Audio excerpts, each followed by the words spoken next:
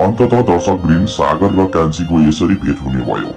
कान्छीले पनि आफ्नो परिचय श्यामलाई दिइसकेका छन् भने त्यतिकैमा श्यामले पनि झट्ट याद आउँछ सागरले कान्छी कान्छी भनेर बोलाएको ती कुराहरू सम्झिरहेका हुन्छन्।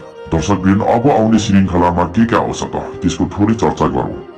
दर्शकवृन्द यहाँ सम्पूर्णलाई धेरै धेरै स्वागत छ हाम्रो यस च्यानलमा। दर्शकवृन्द अझैसम्म हाम्रो च्यानललाई सब्स्क्राइब गर्नुभएको छैन भने हाम्रो च्यानललाई सब्स्क्राइब गरी हाम्रो परिवार बन्न भने नभुल्नुहोला। दर्शकवृन्द भिडियो अन्तिमसम्म हेर्नुहोला।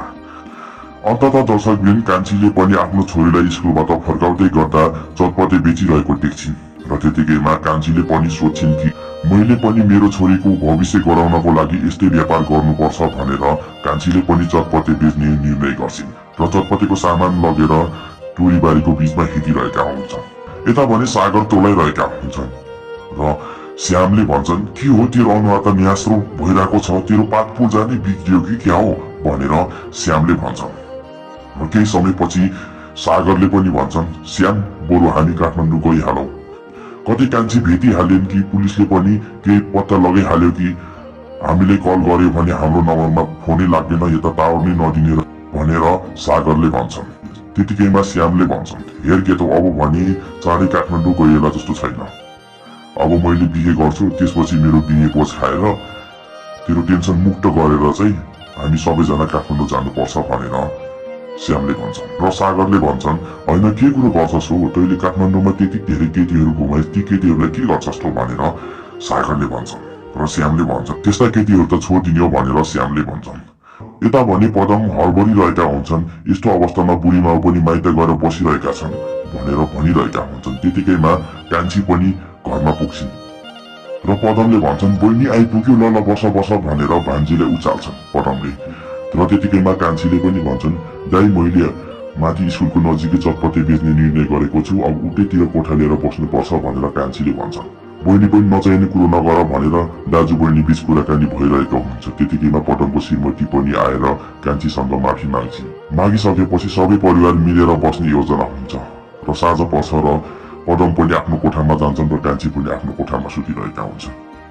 त्यतिकैमा यता सागर भने बोलाइरहेका हुन्छन् मैले 2 दिन भयो खाना पनि नखाएको, मेरो कान्छी कता गयो भनेर पागलपनको रूपमा कराइरहेका हुन्छन्। मलाई भोक लाग्यो, मलाई कसैले खाना दिनुहोस् भनेर ठुलो स्वरले कराइरहेका हुन्छन्।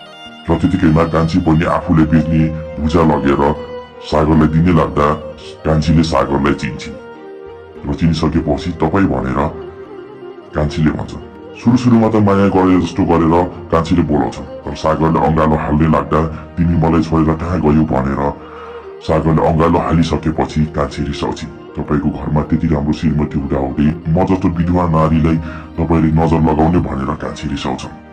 झट्ट कान्छी बिउजिन्छन् र बिस्तारामा असिना न पसिना भएर बिउजिन्छन्।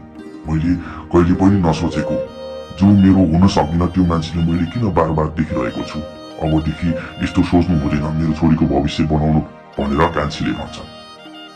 यता भने सागर निदाउन सकेकै हुँदैनन्।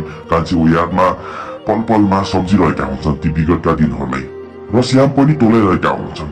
टोरीबारीको बीचमा कान्छीसँग ठक्कर खाएको र ती कुराहरू सम्झिरहेका हुन्छन्। दुवैजनाको बीचमा कान्छी पनि 2 ढुङ्गा बीचको तरुल बनिसकेका हुन्छन्। सागरले त झन् पहिलादेखि नै कान्छीले मन पराउँथे तर बीचमा श्याम पनि परिसकेका छन्।